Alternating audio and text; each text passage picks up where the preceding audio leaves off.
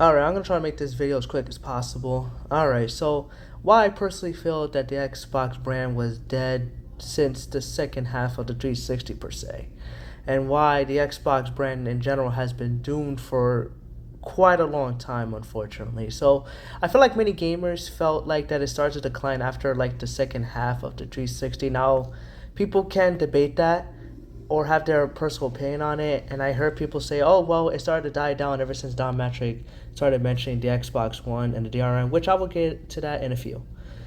But I don't think it's literally dead per se. But I think the trend from like 2010 to 2013, I think it created a different narrative that I guess the Xbox brand was kind of hoping for. Like for instance, the Connect, I believe it came around in around 2010. So Microsoft's like thing now was the Connect. They were heavily marketing the Connect as a future of the Xbox brand since the Wii was, I guess, doing so well at the time. But let's be real, the Wii was also a gimmick, a very fun gimmick at the time.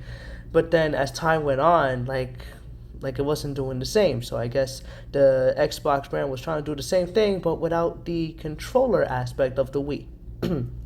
So I guess in this way they were trying to focus more. I guess excuse me, there's a name for it. Excuse me for the coughing, by the way. Um, it was a development resource shift towards. There was a name for it, motion control, I believe. Correct me if I'm wrong. I think it's motion control, but it was mostly for like casual gamers, and I guess the actual hardcore gamers that just want to sit down and game, they just felt ignored. And truth be told, they didn't really have much games to the Connect, regardless. So while the Connect did sell extremely well, but it didn't produce long-term hitting games, and all these other players, such as myself, saw it as a gimmick. Meanwhile, Sony and Nintendo was also doing the motion gaming, but I think Xbox leaned to it more than the two competitors. But I think that's when people started questioning about 2013, how it was the most worst disaster launch of Xbox history. And in a way, I have to agree. Yes, the way that they produced it, the way that it was like, there were so many wrong into it. Like, it was one of the worst things that they put out there. Like, for instance, there were people complaining about the Connect being mandatory into the console. Like, it's not optional, like it's part of the system now. Because they were still heavily relying that, like, oh, well, the Connect can do well. And then we realized that the Connect was just mostly spyware. So that's interesting. Meanwhile, it was $500 during launch price. Meanwhile, the PlayStation 4 was $400, so $100 less. And then the worst part was that it had always online DRM plan, and that was literally one of the worst ideas that they did. Always online? Absolutely not. Because if there was a power outage or a natural disaster, the first thing you're not going to be thinking about is, oh man, how am I going to play this Xbox game when there's a tornado hitting my house or something bad's going to happen? No, nobody's not going to focus on that. That is ridiculous. So always online was ridiculous. And I get people like, oh, we have the internet, we have the phone, why is that an issue? But in retro case, like, why do we need online all the time? Like that's just ridiculous. The other thing was the what was it? The restrictions on used games. Like the fact that it was an issue just to share a game was like also beyond unbelievable. I think they said something about that it has to be used once when it comes to sharing, and I really don't know what they were trying to get into that idea, but it was a disaster. Meanwhile, Sony did the most trolly commercial, was just like this is how you share your game to your friend, and you just pass it through a game, and that was it. So while I feel the PS4 was pro-consumer and gamer-focused at the time, which make Xbox look extremely out of touch, and then like I think they were trying really hard to make sure that these things would just stick there, and while it wasn't working.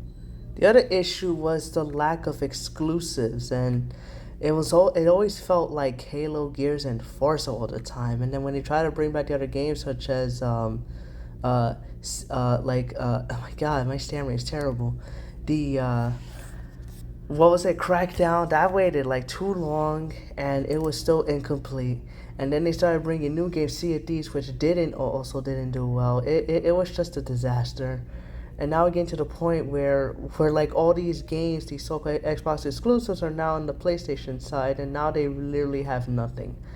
But I'll get to that in a minute as well. And then with the sales gap, like PlayStation was doing well in this case. I know people want to argue whether 360 was better in the sense of the two generation consoles ago. And in a way, yes, because the PS3 was a disaster, but in a way it did sell more compared to Xbox 360. But I still fully believe that the 360 was a lot better than the PS3. But which people can argue that it also had its issues, yes. Okay, so the other one is the PlayStation 4 and the Xbox One, right? So the PS4 definitely sold more compared to the Xbox One, and that's when it started to fall off. And then they started talking about, let's change the ecosystem of the console war, and they started implementing Xbox Game Pass and games on the PC and games on the cloud and buying studios like Bethesda and Activision, right? So that means the Xbox is now less focused on selling the most consoles and more selling the game service everywhere. So and now we're getting to the point that it's probably gonna die down. Me personally, how I feel about it, well, I really wasn't a big Xbox gamer. I never really had the Xbox One per se, but the best thing about it is I could play it onto Game Pass for cheap without needing the console itself. But I think they shot themselves in the foot with the whole trying to raise up the Game Pass.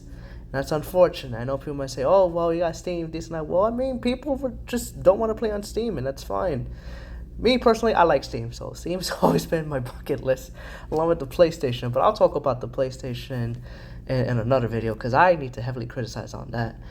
But in this particular case, Xbox did not die. Well, it seems like it is now, but it shifted from like a console brand to a gaming ecosystem. And if it's going to end up like the Sega Genesis, then you know what? Like at least it ran longer than the Sega Genesis, or at least the Sega. Yet, like that itself. But I think what upsets me the most is the fact that the fanboys did not want better. They kept damage controlling the console. They didn't want better. They didn't demand better, and you just kept everything the same. And then when you keep everything the same, that's when things start to fall apart. And here we are. Now we're getting to the point where it's now Nintendo, PlayStation, and Steam. And again, I don't want the Xbox brand to die. I mean, let's see how the other brand does it. But if it gets to the point where it's not going to succeed anytime, you can thank the bad marketing and I guess the fanboys that did not want better. Because it's a shame.